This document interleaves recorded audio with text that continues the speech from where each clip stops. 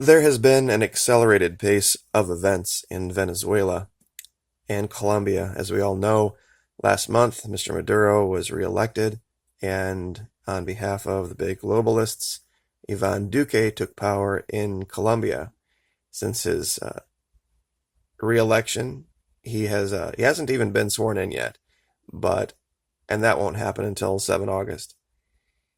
He has made some incredibly irresponsible and threatening statements, not the least of which being he is going to reinstitute a policy that all servicemen in Colombia, in their first 3 months after they've completed their training, will clear coca fields by hand, which basically means they're going to be subjected to landmines and to the right-wing paramilitaries and to being found out who their families are.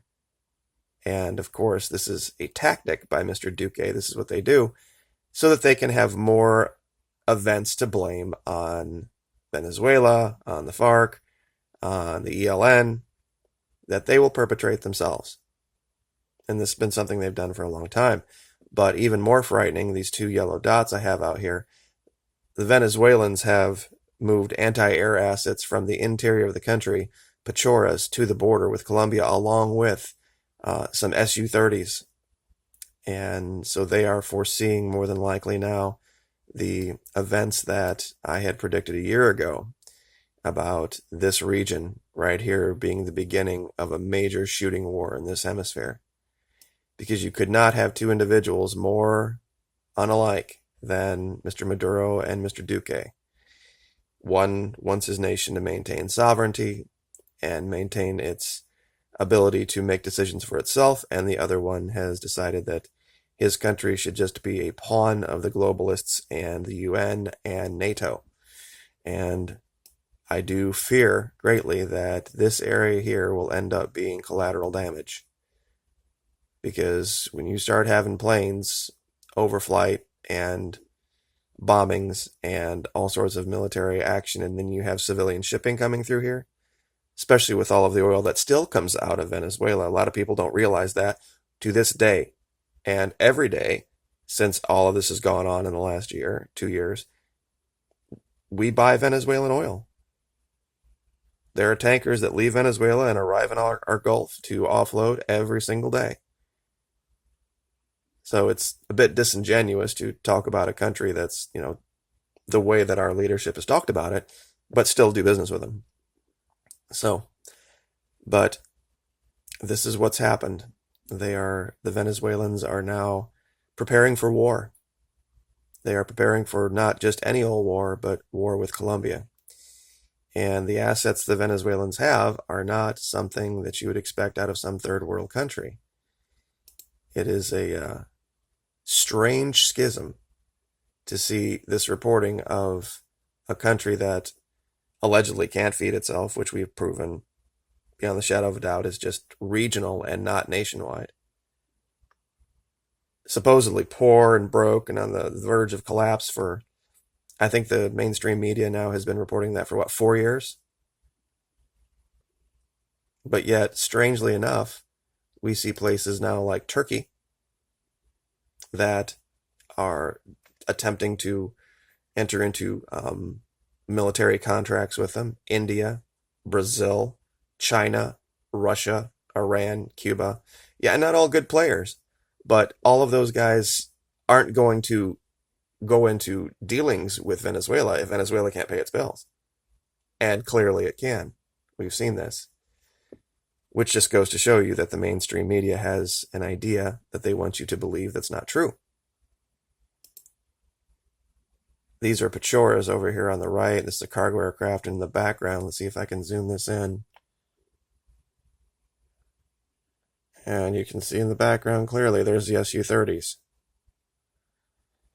that they've moved. So they're ready to go.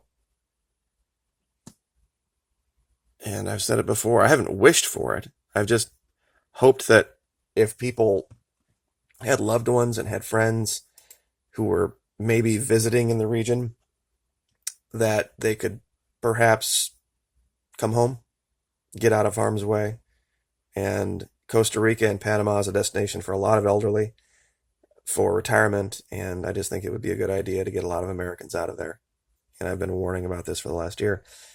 This should be the icing on the cake here, that there are Russian advisors now, and have been since mid-June, in Venezuela and communicating to the Venezuelan military their experiences in Syria. And that's communicated down here. Quote, in Russia has, and I'll zoom in a little bit more. There we go. I'm having some focus issues with this camera. There we go. Russia has acquired an enriching combative experience in Syria recently, and I think there are many experiences that can be shared with us as comrades and comrades in arms in the world, said Pedrino. That's the leader of the Venezuelan military. In total, 5 senior officers of the aerospace forces of the Russian Federation traveled to Venezuela to share their experiences in combat with their Venezuelan colleagues. So all this crap that's been going down in Syria, everything the Russians have learned, have now been communicated to the Venezuelans. So that's not a good thing. It really is not, but it is what it is. And I would hope that cooler heads would prevail in this. But you know how the globalists are when they want your oil. When they want the resources of your country, they're just going to come and take it. And that's probably what's going to happen here, and a lot of lives are going to be lost as a result. But recently, and this is the beginning of this fake false story that they are going to try to push off, that somehow Venezuela is going to be seen as the aggressor. There was this dam issue that we've been talking about. Well, there was an Mi-8 helicopter there that was in support doing overflight stuff and inspections, and they're blaming this on the FARC, of course, the left-wing militant folks in eastern Colombia and western Venezuela. But when you think about it from a logic standpoint, it would make absolutely no sense for, quote-unquote, the left-wing terrorists, quote-unquote, down there to attack a Russian helicopter. Why would they attack a Russian helicopter? That's their allies. It would make absolutely no sense. Aircraft that was used to mobilize material for the construction of power towers in the area of influence of Hidroituango, the largest hydroelectric project in the country, was established on a helipad. This is translation stuff. It was basically parked on a helipad. When it was burned by terrorists belonging to the distance of the Front 36, of course, they didn't capture anybody. They didn't see anybody. They're just deciding that's who did it. So, anyway, they don't have any more details about this at the moment, but this is how, now that Duque is in charge, everything that goes wrong is going to be blamed on these people. The ones that have kicked out these big drug-dealing, cartel-loving, globalist, quote-unquote, right-wing paramilitaries, and we've covered that difference. Don't think it's, paramilitaries that get up and listen to Rush Limbaugh in the morning. It's a completely different thing. There was actually an article I was going to use today, but I didn't have time to do it, that Abby Martin did some time ago, how down here they didn't see any difference, any light at all between Hillary Clinton and Donald Trump. Saw them both as what they would call right-wing. Believe it or not, right-wing, conservative, pro-globalist, pro-China, pro-big business types. They didn't see any difference. They were actually confused as to who was running against whom and what the difference was. And she did a really great piece on that. I should probably do it in the next video. How there was just absolutely, they were confused about, they thought it was the same party that was trying to pick a candidate. Because when they saw the policies of both of them, they didn't see how there could possibly be any real difference. And I tried to make this the Trump free zone as much as I can. So we're at the last 15 seconds of the video. So I think I will just leave it there. But there are events happening in Venezuela that are not good.